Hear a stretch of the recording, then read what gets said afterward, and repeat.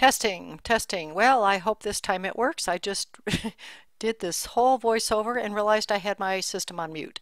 So I am starting again and hopefully it comes out okay for you. I'm going to keep this somewhat short and sweet because I know your time's valuable too. And what I want to do is share, I just pulled up 3 papers. I had more students volunteer than that, but I want to share 3 different papers just briefly with you to show you some things that I want to point out about your synthesis papers, and they have graciously agreed to let me share these with my online classes. And I wanted to point out just briefly for those of you that are still struggling with MLA that you always have in the upper left hand corner, and this will typically, if you print this up, all your margins will be 1 inch except for the insert. You will have your name, teacher's name, class name, and date, military style. And then the title, this is for MLA. Notice he has in the upper right hand corner a header. You can either get that by clicking twice right there, or you can, whoops, I don't know why I did that, or you can, right now we're in the home tab, you could go to insert and then click on the, do you see where it says, not sure if you can see this, but you'll click on page number. Then if I put my cursor over where it says top of the page, I want the 3rd option down. Now notice that took away his name, and just for now I'm just going to close. You have to close it to continue, so if I close it, all it did was save the page number and not his name, but typically you'll have your last name on each page. And I highlighted a few things I wanted to point out in these papers. This is one with a good hook. Since 1969, grades of C or below have dropped from 25% to just 5%, according to a study by Stuart Rochester. I'm sure I'm saying that wrong. And notice he did write this out. The rule of thumb in MLA, and you'll see all this, all the rules in your textbook, are to spell out words up or numbers up to 99. And I also highlighted this.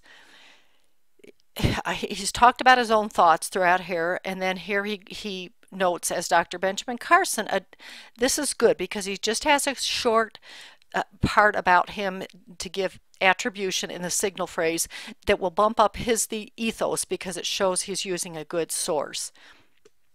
And notice I have the students put in PAR period for paragraph if the source, if you can't find a page number, if it's a speech or if it's an online source that doesn't have a page number, which some of yours don't because they're in D2L and they're just uploads.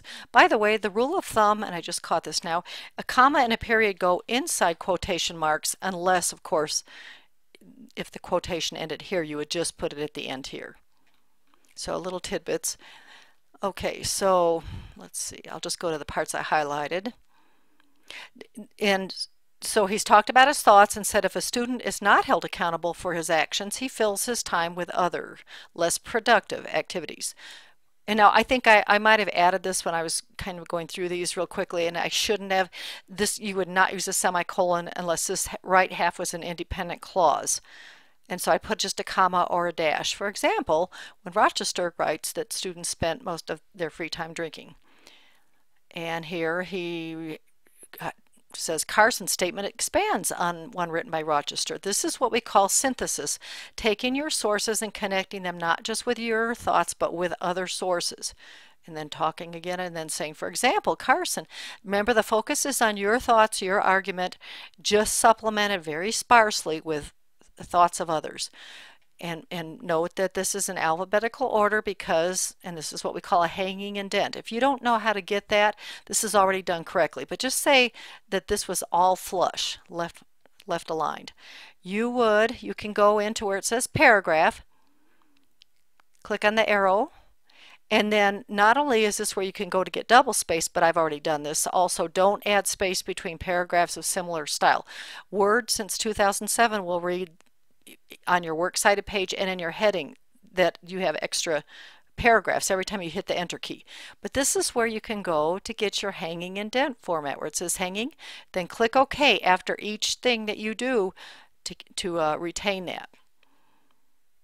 And so he's already got it, so I can't correct it. And again, if you look in your textbook, you have in the MLA section for works cited rules 24, 25, 26. You're going to want to follow either rule 25 or 20.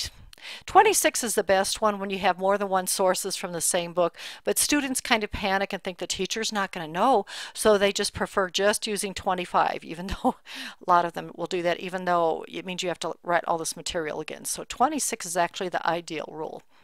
Okay, so that's one of the papers I wanted to share.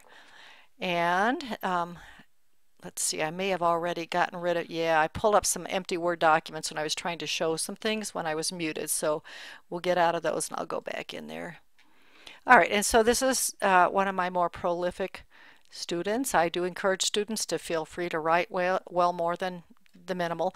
I did highlight this part because it's not the kind of hook that grabs my attention in the first sentence and keeps me hanging. So I would still use a fascinating fact or statistic. For example, did you know that every 5 minutes a child chokes on a popsicle stick and dies? It's not true, but if it were, it would definitely get your audience's attention and keep us dangling till the end. Notice how she combines two different authors and she notices the similarity between the two. Once again, you're synthesizing. Here she mentions the two authors, or two articles without the names of the authors, but it's okay. She's still synthesizing sources there. And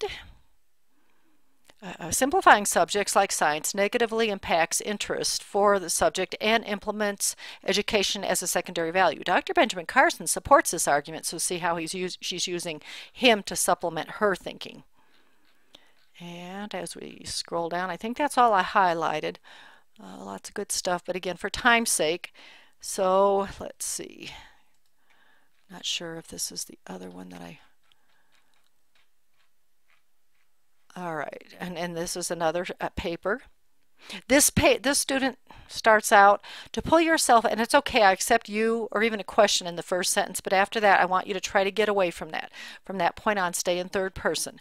But that does get my attention. It's from a famous basically maxim saying.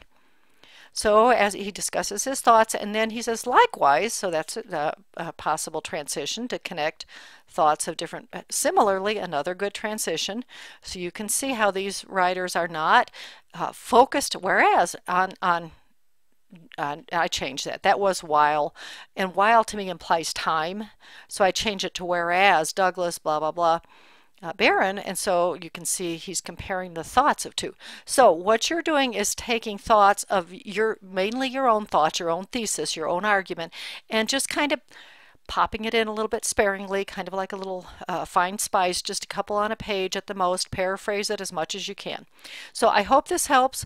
I want to keep it short. I think that you have enough to get the general idea. I know you guys are smart and you're going to do a good job at this. So email me if you have any questions. Also, please let me know how it helped you or if it did or did not. It's real important for me to know. So have a great day, and as soon as I can figure out how to stop this, I will do so. Adios.